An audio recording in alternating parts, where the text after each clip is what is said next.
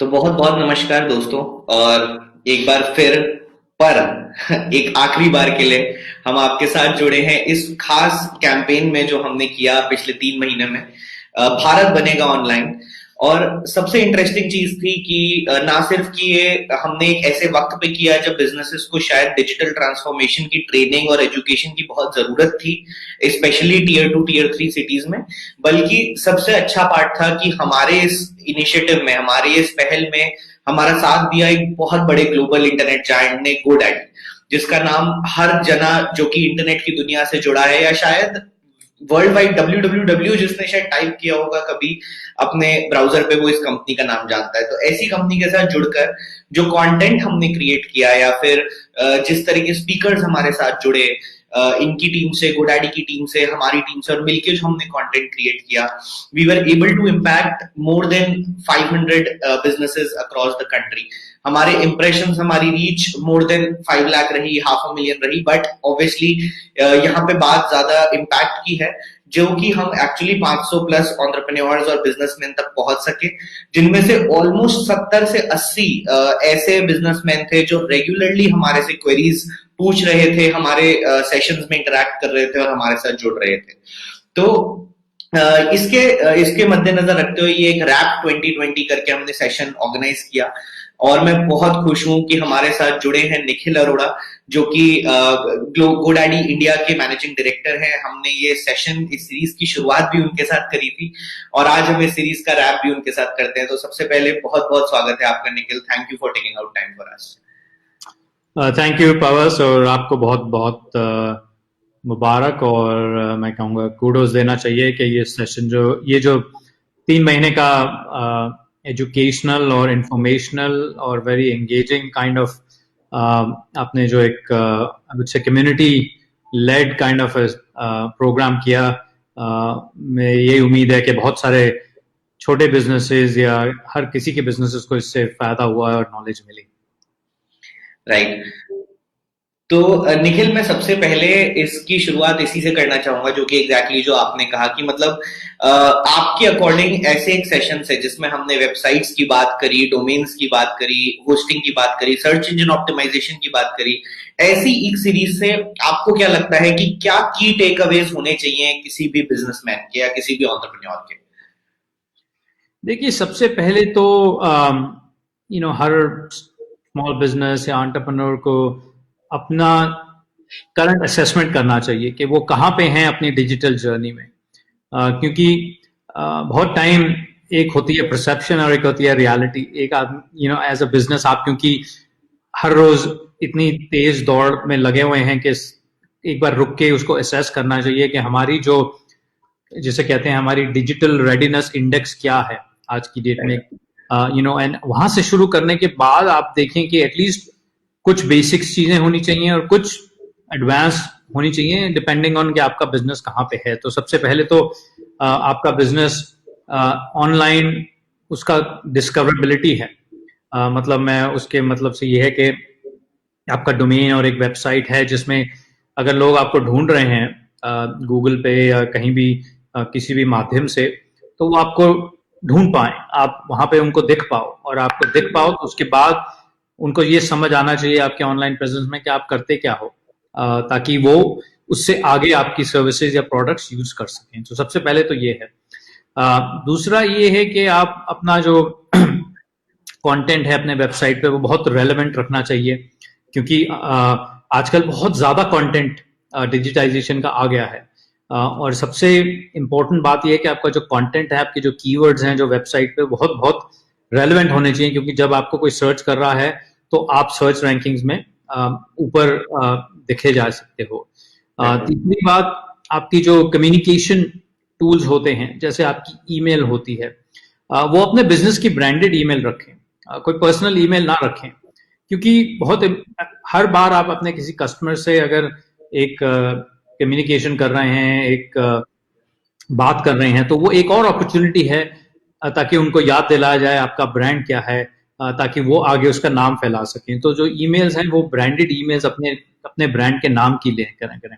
और लास्टली मैं कहूंगा कि अपनी सिक्योरिटी, वेबसाइट की सिक्योरिटी का जरूर ध्यान रखें, क्योंकि आजकल साइबर क्राइम्स और उस तरीके की चीज़ें बहुत बढ़ गई हैं। तो आप अपना SSL सर्टिफिकेट लेके इस वेबसाइट को सिक्योर रखें, ताकि आप बहुत रैंकिंग्स में हायर आपको दिखाया जाता है, और ऑल्सो आपकी अपनी सेफ्टी और सिक्योरिटी और आपके कस्टमर्स की डेटा की सेफ्टी और सिक्योरिटी रहती है। तो ये मैं कहूँगा बेसिक चीजें हैं, और इसके बियॉन्ड बहुत सारी एडवांस चीजें होती हैं, बट ये तो जिसे कहते हैं कि टेबल स्टेक है कि ये तो जरूरी करनी चाहिए। करेक्ट।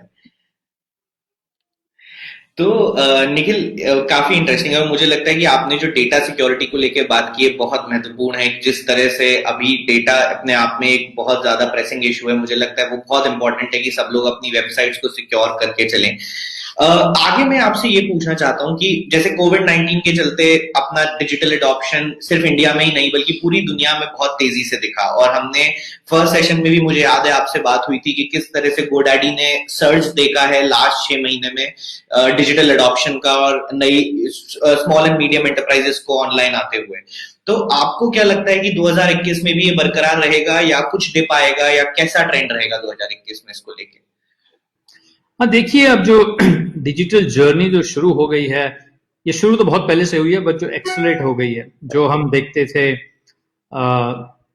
जिस चीज को कुछ साल लग जाते थे वो कुछ महीनों में हो गई है।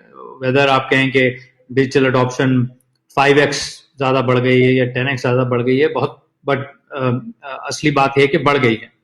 तो ये अब तो ऐसे ही चलेगी, क्योंकि जिस स्थिति में हम सब हैं आज की डेट में, और कोविड की सिचुएशन है, और हमारा ज्यादातर काम थोड़ा कम हाई टच में हो रहा है, क्योंकि पहले लोग मिलते थे, पहले जो फेस टू फेस होती थी चीजें, वो अब पार्शली या फुली डिजिटल हो रही हैं। तो ये ट्रेंड तो चलेगा ही। हम और 2021 में आ रहे हैं, तो मेरे ख्याल में जो है हमारी ऑफलाइन टू ऑनलाइन एडॉप्शन, जो अभी हम कहते हैं हमारे small business only 10 to 12% are kind of, or maybe 10 to 12 million businesses are only online ready, बाकी जो rest of them are not online। मेरे को लगता है वो 2 गुनी या 3 गुनी होएगी, क्योंकि आप अगर छोटी दुकान है किसी छोटे एरिया में है, या आप कोई बड़ा बिजनेस है किसी बड़े शहर में है, आपकी ऑनलाइन प्रेजेंस बहुत इंपॉर्टेंट है, क्योंकि उसी से आपकी डिस्कवरेबिलिटी हो रही है, आप ढूंढे जा रहे हैं कस्टमर से, उसी से आपकी कॉमर्स हो रही है। तो जैसे लास्ट 6 महीने में ब्रांडेड वेब स्टोर्स, जो आपके मतलब अपने ऑनलाइन वेब स्टोर्स होते हैं आपके अपने ब्रांड के, वो ऑलमोस्ट 80% से ऊपर बढ़े हैं लास्ट 6 मंथ्स में, 88% इंक्रीज हुई है। तो ये ट्रेंड वेदर 80% जाएगा, 100% जाएगा, 50%, बट बढ़ता ही रहेगा, क्योंकि हर किसी को वो चाहिए। दूसरी बात, आई थिंक डिजिटल स्किलिंग, उसका महत्व और भी बढ़ता जाएगा, क्योंकि अभी हमने देखा ही है 2020 में के लोगों ने बहुत डिजिटल स्किलिंग में अपना एफर्ट डाला है। हमने भी गोडैडी एकेडमी शुरू की, जिसमें हम उस डायरेक्शन में मदद कर सकें। तो आई थिंक स्मॉल बिजनेस हैं, उनके एम्प्लॉइज हैं, एंटरप्रेन्योर्स हैं, फ्रीलांसर्स हैं, डिजिटल स्किलिंग का महत्व और नए टाइप के डिजिटल स्किलिंग का महत्व बढ़ता जाएगा, तो वो एक रहेगा। दूसरा, आई थिंक हम कहते हैं जो छोटे टाउन्स हैं हमारे, वहां पे डिजिटल अडॉप्शन बहुत एक्सेलरेट हो रही है। हमने अभी ही ऑलरेडी देखा है कि जो नए इंटरनेट एक्सेस यूजर्स आ रहे हैं वो वहां से आ रहे हैं, और अगले 3 to 5 ईयर्स में कहते हैं कि जो अगले 200 मिलियन इंटरनेट यूजर्स आएंगे वो नॉन इंग्लिश स्पीकिंग से आएंगे। तो द लैंग्वेज इंपॉर्टेंस जो है, जो नॉन इंग्लिश लैंग्वेज है, वेदर आपका कंटेंट है, वेदर आपकी कम्युनिकेशन है, या वेदर आपकी प्रेजेंस भी है, उसका महत्व बढ़ जाएगा, क्योंकि लोग हमेशा अपने भाषा में ही पसंद करते हैं कि हम अपने कम्युनिकेशन कर पाएं और प्रोडक्ट्स बेच पाएं, एंड सो ऑन। सो तो मेरे ख्याल में ई कॉमर्स बढ़ेगा, डिजिटल स्किलिंग बढ़ेगा, हाइपर लोकल लैंग्वेजेस, छोटे टाउन्स में डिजिटल अडॉप्शन बहुत बढ़ेगी। और चौथी चीज मैं कहता हूं कि मेरे ख्याल से जो एम्प्लॉयमेंट के पॉइंट से देखा जाए, तो मेरे ख्याल में फ्रीलांसर्स की जो वर्ल्ड है वो बहुत बढ़ जाएगी, क्योंकि आजकल कंपनीज में भी बड़ी कंपनी हायर ना करें, बट वो फ्रीलांस कंसल्टिंग वर्क बहुत देंगी। तो अगर आप डिजिटल वर्ल्ड में अपना एक्सपर्टीज बना लें, किसी भी एरिया में बना लें, तो फ्रीलांस वर्क का महत्व बहुत बढ़ जाएगा। इंटरेस्टिंग। तो निखिल, आपने ऑलरेडी ये चीज कवर करी, बट मेरे पास इसी से जुड़ा एक सवाल था और काफी थोड़ा सा मतलब डिबेटेबल इशू है कि जैसे आपने कहा कि लोकल लैंग्वेज बढ़ेगी, और ये काफी अच्छी चीज है। हम लोग खुद Hindi based technology news platform है, बट क्या आपको नहीं लगता कि जिस तरह से सर्च इंजन ऑप्टिमाइजेशन है या सर्च कीवर्ड्स आज भी इंग्लिश यूज किए जा रहे हैं ज्यादातर, और ज्यादा सर्च इंग्लिश में है, तो उसी तरह से वेबसाइट्स भी इंग्लिश में ही बनना कंटिन्यू रहेंगी, या फिर हिंदी को वहां भी महत्वता मिलेगी? देखिए, सबसे इम्पोर्टेंट चीज है कि जो आपका कस्टमर है वो कैसे बिहेव करता है। मेरा मानना है कि हमें अब वही उस हिसाब से हमें अपना प्रेजेंस बनानी चाहिए जिस हिसाब से कस्टमर बिजनेस करता है। इमोशनल होके नहीं कुछ करना चाहिए, क्योंकि हमें कभी लगता है कि चलो हम अपने लोकल लैंग्वेज में कर रहे हैं क्योंकि ये हमें हमारे प्राइड का इशू है, वो है। अल्टीमेटली बिजनेस की भाषा है, और सबसे पहले हमें वो समझ चाहिए कि कस्टमर किस भाषा में करता है। लैंग्वेज का महत्व हमेशा ही रहेगा मेरे ख्याल में। वेबसाइट रीजनल लैंग्वेज की बढ़े ना बढ़े ये वक्त ही बताएगा, बट आपकी जो कम्युनिकेशन है, जैसे हम अपना एग्जांपल दें, हमारा कस्टमर केयर है, वो बड़े तरीके की भाषाएं बोलता है। अगर आप तेलुगु हैं, या अगर आप पंजाबी हैं, अगर आप हिंदी हैं, अगर आप बंगाली हैं, तो आपकी जब प्रॉब्लम होती है तो उस हिसाब से भाषा में बात करें। तो मेरा मानना है कि किसी एस्पेक्ट में लैंग्वेज का महत्व हमेशा ही बढ़ेगा। हो सकता है कम्युनिकेशन में हो सकता है वो जब सपोर्ट में हो सकता है वो एड्स में हो, जैसे हम अपने जब एड्स चलाते हैं वो हम बड़ी भाषाएं में चलाते हैं। बट अल्टीमेटली बिजनेस मेरे ख्याल से फिर भी इंग्लिश में रहता रहा है, क्योंकि जिसको ग्लोबली बिजनेस करना है वो परहैप्स इंग्लिश में ही करेगा, जिसको बड़ा हाइपर लोकल करना है मेरे ख्याल से वो रीजनल में जाएगा।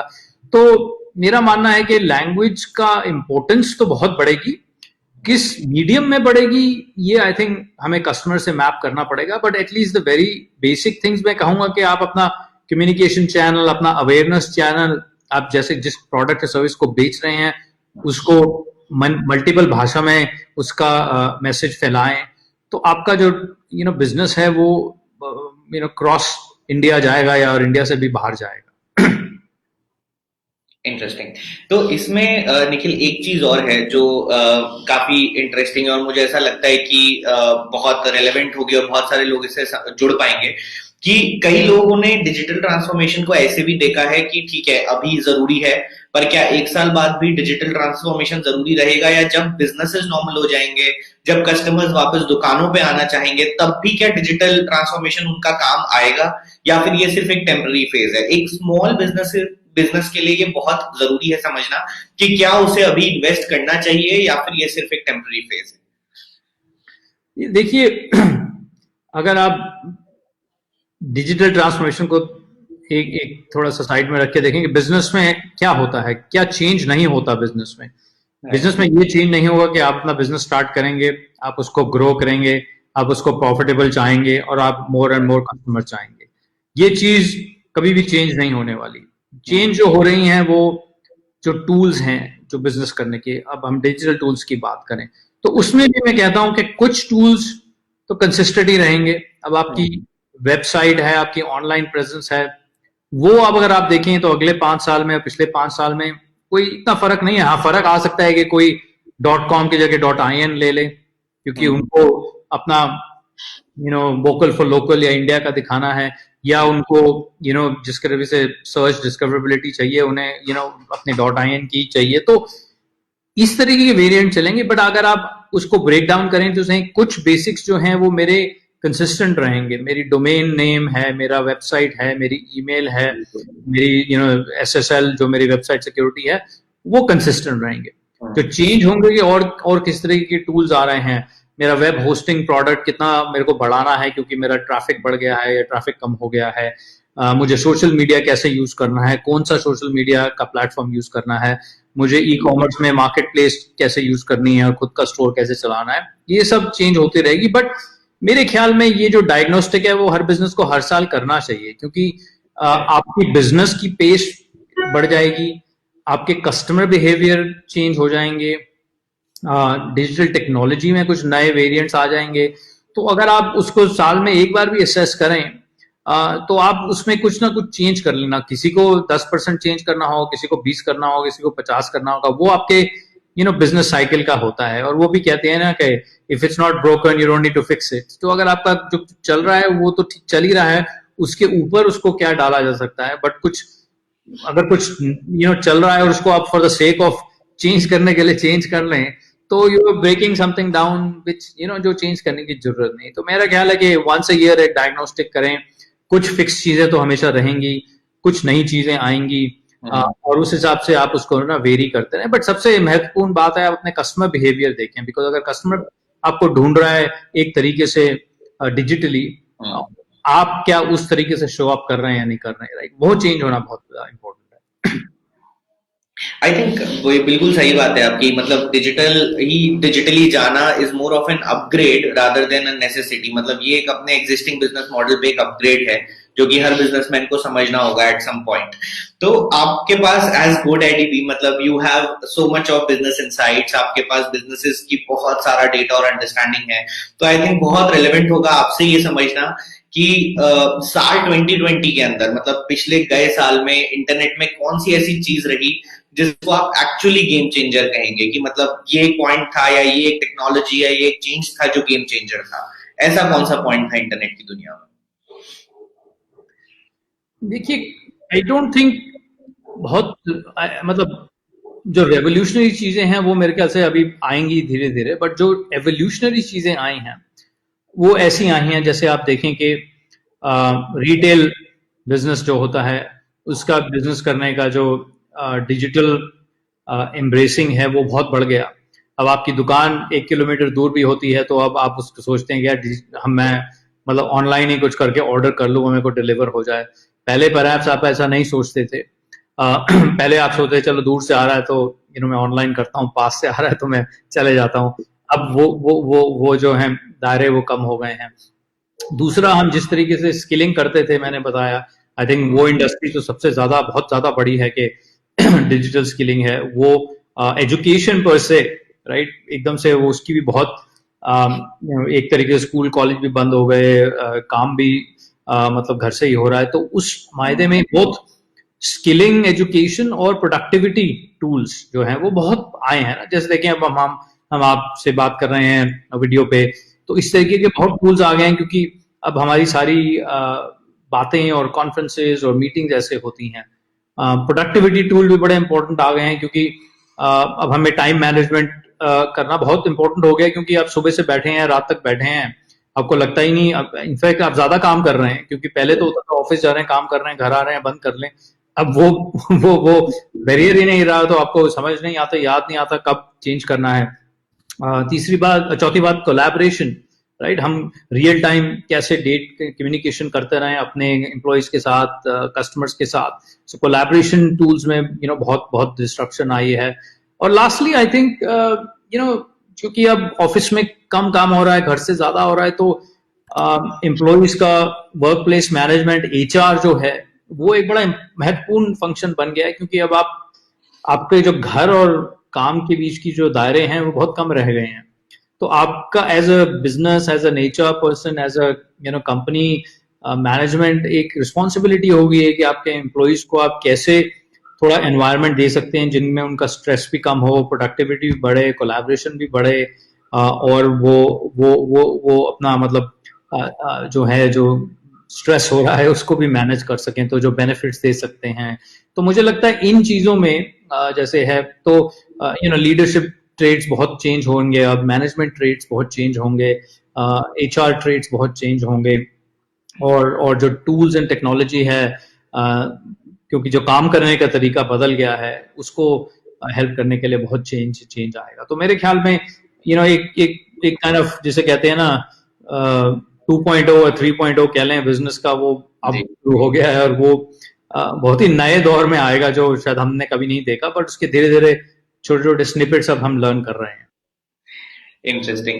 तो बेसिकली अब एक्चुअली 2020 को रैप करते हुए मैं एक या दो question I want to look ahead at 2021 in the end, couple of questions. तो बहुत क्विकली मैं आपसे ये जानना चाहूंगा, तो जैसे कि मतलब एक बहुत बड़ा एग्जांपल था कि जब इंटरनेट पेनिट्रेशन हुआ और फूड डिलीवरी एप्स आई, तो रेस्टोरेंट सेक्टर को बहुत बड़ा बेनिफिट हुआ इवन छोटे शहरों में, मतलब हर छोटा रेस्टोरेंट अब ऑनलाइन डिलीवरी करके एक बड़े कस्टमर बेस को टारगेट कर सकता था उस टाइम। आपके अकॉर्डिंग 2021 में आने वाले साल में ऐसा कौन सा सेक्टर होगा जो रीजनल यूजर्स के बढ़ने की वजह से और ग्रो होगा? ऐसा कौन सा सेक्टर आप देखते हैं जो ग्रोथ देखने वाला है because of regional users specially? देखिए, एजुकेशन तो हमने बात की, डिजिटल एजुकेशन, वो तो डेफिनेटली बहुत बहुत बढ़ेगा 2021 में। दूसरा मेरे ख्याल में रीजनल, मुझे लगता है कि जो टूरिज्म जो हमारा होता था ना, जो इतनी ऑडियंस बाहर जाती थी, अब मेरे ख्याल से एक अपॉर्चुनिटी है जो रीजनल प्लेसेस में आके लोग, चलो यहाँ से मैं 4 घंटे ड्राइव करके कहीं चले जाऊं, उस तरीके का जो है हॉस्पिटैलिटी सेक्टर है वो एक नए दौर से निकलेगा मेरे ख्याल से, क्योंकि काफी लोग अब प्रेफर नहीं कर रहे ज्यादा दूर जाने की, बट ये है कि चलो अपनी गाड़ी में ही निकल जाएं, 5-6 घंटे भी दूर हो, 8 घंटे भी दूर हो। तो मुझे लगता है ये रीजनल हॉस्पिटैलिटी इंडस्ट्री है, उसकी एक अपॉर्चुनिटी है। माउंटेन्स में ऑलरेडी देख रहे हैं, और थोड़े बाहर रूरल टाउन में भी थोड़े इस तरीके की जगहें आ रही हैं। लोग कहते हैं कि चलो हम एनवायरनमेंट से जाके कनेक्ट करें, वो है। तीसरा मुझे लगता है ऑटो सेक्टर, ये जो इलेक्ट्रिक व्हीकल मोबिलिटी है, ये जो है, जो पोल्यूशन है, क्योंकि अभी हमें क्लाइमेट का इतना एहसास हो रहा है, तो आई थिंक इन सेक्टर्स में काफी डिफरेंस आएगा, जिसमें इलेक्ट्रिक व्हीकल को सब्सिडी और उसकी ग्रोथ बढ़ेगी, क्योंकि अब तक था बट कोई इतना बड़े फायदे में नहीं था। और आई थिंक सबसे ज्यादा बात यह है कि डिजिटल बिजनेसेस, जो ऑफलाइन बिजनेसेस हैं, जो छोटे बिजनेसेस हैं, वो बड़ी तादाद में आएंगे। और I think local for vocal हम ऑलरेडी देख रहे हैं, तो मुझे लगता है हमारे कुछ नए सेक्टर्स को भी बूस्ट मिलेगी। मैन्युफैक्चरिंग सेक्टर्स हैं, जैसे हम फार्मा हेल्थ केयर सेक्टर देख रहे हैं, उसमें तो बहुत ही सॉलिड ग्रोथ होने वाली है, बिकॉज डिमांड भी है, नीड भी है, कैपेबिलिटी भी है, तो उसमें अपनी कंट्री के लिए भी और परहैप्स दूसरी कंट्रीज के लिए भी मैन्युफैक्चर करने के लिए उसमें भी काफी वो आने वाला है। और लास्टली आई थिंक सबसे बड़ा जो मैं कहूंगा, जो हम कहते हैं ना पब्लिक प्राइवेट पार्टनरशिप, पहले टाइम में इस कॉन्सेप्ट को बहुत बार उसकी डिस्कशन हुई है, बट मुझे लगता है अब और आगे कुछ सालों में पब्लिक प्राइवेट पार्टनरशिप का बहुत महत्व आएगा, क्योंकि अब एज अ बिजनेस मैं ये नहीं कह सकता कि मुझे अपने बिजनेस से ही मतलब है। आपको अपनी कम्युनिटी को भी देखना है, आपको स्टेट बॉडी से भी काम करना है, साथ करना है, क्योंकि उसके लिए अल्टीमेटली सभी का भला हो रहा है। तो मुझे लगता है कि पब्लिक प्राइवेट पार्टनरशिप का जो मॉडल है वो बहुत रियलिटी में आ जाएगा। पहले आई थिंक एकेडमिकली था, बट कोई इतना बड़ा बना नहीं। अब मुझे लगता है बहुत बड़ा बन जाएगा, क्योंकि गवर्नमेंट और प्राइवेट सेक्टर की जो रिलेशनशिप है वो अब बहुत इंपॉर्टेंट हो गई है, कि एक दूसरे के बगैर दोनों ही सक्सेसफुल नहीं हो सकते। इंटरेस्टिंग। और निखिल, ऑब्वियसली मतलब आपसे ज्यादा ये जरूर पूछना चाहेंगे कि 2021 की बात हो रही है, तो GoDaddy के क्या फ्यूचर प्लान्स हैं, या GoDaddy 2021 को कैसे देखता है, और क्या प्लान्स हैं और इस सेक्टर में और काम करने के? देखिए, हमारा जो कोर है वो यही है कि हम कैसे बिजनेसेस को उनकी ड्रीम को सबसे पहले जीवित करें। जो डोमेन होता है उसको ऑनलाइन लाएं, वो वेबसाइट होती है, उसके बाद ईमेल लाएं ताकि वो कम्युनिकेट कर सकें और सिक्योरिटी रखें उनकी। तो ये सेक्टर को हम और बढ़ाएंगे। हमने नए प्रोडक्ट्स निकाले हैं, जैसे ऑनलाइन स्टार्टअप बंडल, जो फटाफट लोगों को डोमेन, वेबसाइट और ईमेल दे देता है। इसके बियॉन्ड हम कंटिन्यूसली अपने कस्टमर्स को ये चाहते हैं कि उनका बिजनेस ग्रो हो, और उनका बिजनेस ग्रो हो तो हम कैसे हेल्प कर सकते हैं उनकी ग्रोथ में। अभी हम उनको जीवित करते हैं, ऑनलाइन लाते हैं, बट हम उनके साथ पार्टनर करना चाहते हैं कि वो कैसे और बढ़ें अपने बिजनेस में। तो इसी कैटेगरी में हम सोचते हैं कि बहुत मार्केट अभी भी बहुत बड़ी है। इंडिया में आप देखें, नंबर ऑफ डोमेन्स नेम सिर्फ 4-5 मिलियन है, इंटरनेट पॉपुलेशन हमारी 500-600 मिलियन है। तो जो अपॉर्चुनिटी जो है छोटे टाउन्स में लोगों को ऑनलाइन लाने की बहुत है, तो हमारा इसी में फोकस रहेगा। इंटरेस्टिंग। तो निखिल, बहुत बहुत धन्यवाद, ना सिर्फ हमें ज्वाइन करने के लिए, बल्कि GoDaddy की पूरी टीम के साथ इस इनिशिएटिव को पार्टनर करके बड़ा बनाने में और हम पूरी उम्मीद रखते हैं कि ये जो हमने एक 3 महीने का सेशन किया है, इसका हम भारत बनेगा ऑनलाइन का एक सेकंड सीजन बहुत जल्दी लेके आएंगे, साथ में मिलके प्लान करके। और किस तरह से, जैसे आपने कहा कि छोटे बिजनेसेस को बढ़ाने के लिए, उनकी मदद और उनके साथ पार्टनर करने के लिए हमें कुछ करना है, तो अगर हम मिलके उनके एजुकेशन, उनकी अवेयरनेस ट्रेनिंग के लिए भी कुछ कर पाए तो it will be a great opportunity once again. तो Nikhil, any parting words from your end? आप क्या? Thank you Pavas. I think आपकी और आपकी टीम को बहुत बहुत कूडोज और शुभकामनाएं कि उन्होंने ऐसा इनिशिएटिव किया। और आई थिंक आप जो काम कर रहे हैं और जिस सेगमेंट को आप कर रहे हैं, हमारा उसका पूरा सपोर्ट है। और हम लोग फॉरवर्ड करते हैं कि आपसे अगले साल भी इसी तरीके से कुछ इंटरेस्टिंग करेंगे। Thank you so much, Nikhil. Thanks a lot for taking out time for us. Thank you. Thanks.